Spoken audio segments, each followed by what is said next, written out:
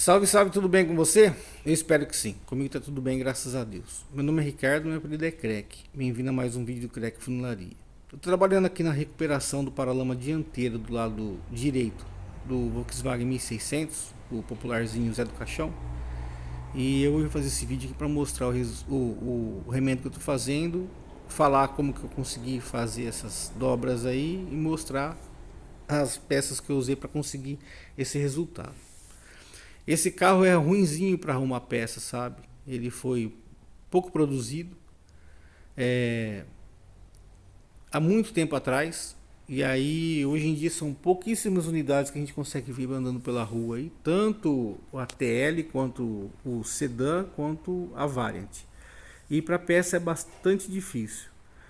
Esse paralama aí, ele apresenta pontos de corrosão tanto na parte interna dele aqui embaixo aqui, ó, que é um ponto de fixação da coluna, e também no papinho dele aqui em cima aqui, sabe? Que fica junto com o painel dianteiro.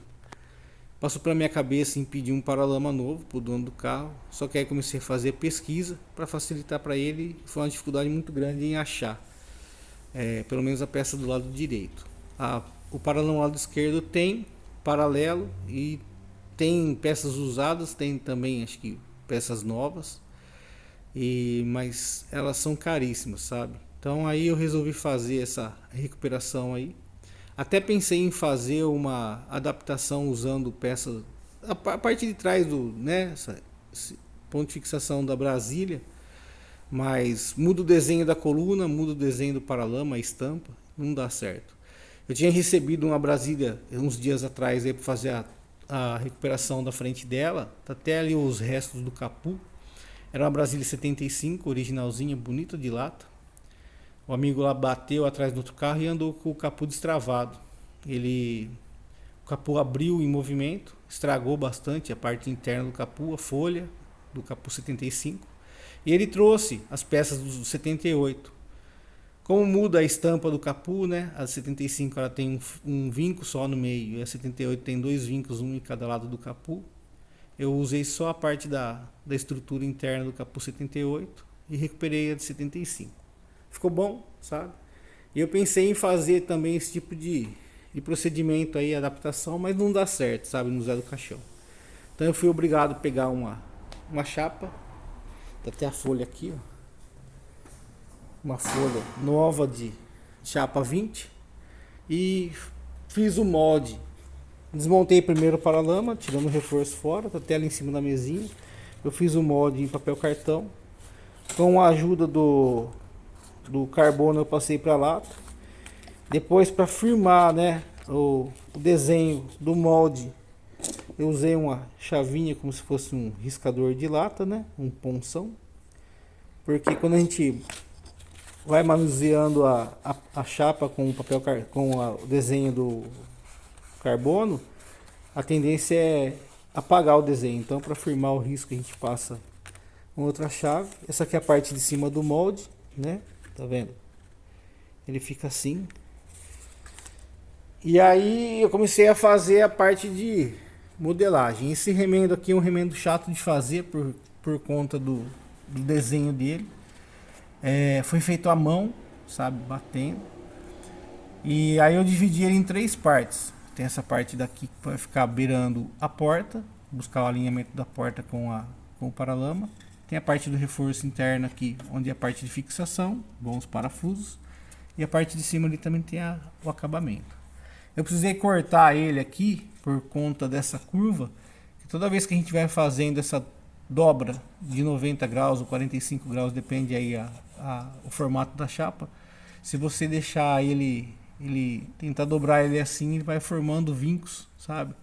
Aí não fica bacana. Então, assim dá um pouco mais de trabalho, vai um pouco de mais material na parte de soldagem, mas pelo menos fica um acabamento, é mais rápido de fazer e fica um acabamento melhor depois de pronto. Essas nervuras aqui eu fiz usando um pedacinho de chapa, sabe? Modelei ela lá, eu tinha passado todo o desenho para chapa aqui. Aí eu fui só rebatendo com ela em cima daquele suportinho ali, aquele Hzinho ali. E aqui esse desenho aqui por baixo, aqui, esse reforço aqui, eu fiz acopiando a original. Eu usei um vergalhãozinho e uma talhadeira fina de suspensão de Fusca, mas dá para fazer também com a barrinha de ferro chato. Eu estou fazendo a parte de cima do remendo aqui. Então, deixa eu colocar para cá, que eu não quero que suje o meu protetor de ouvido aqui.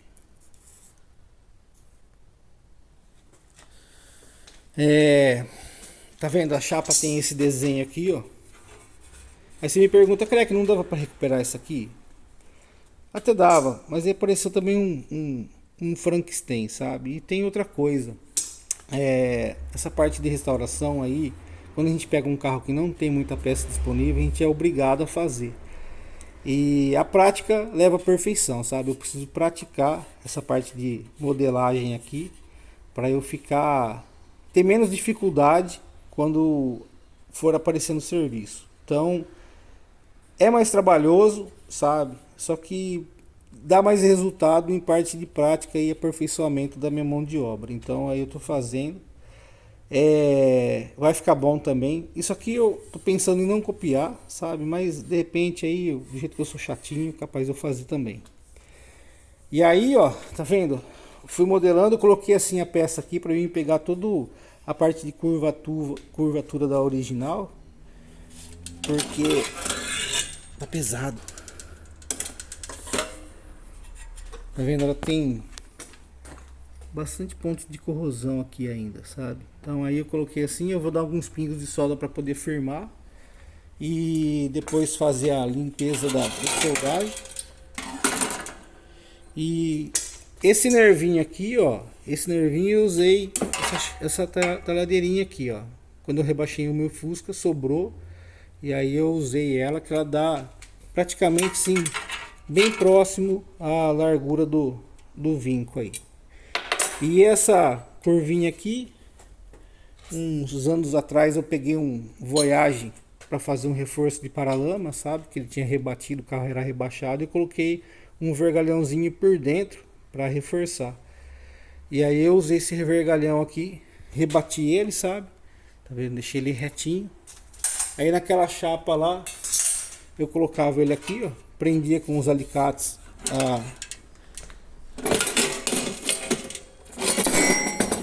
deixando o Hzinho assim, ó, o suportinho assim, aí virado dele nessa posição aqui, eu ia rebatendo para poder conseguir aquele formato lá. Deu bastante trabalho, sabe?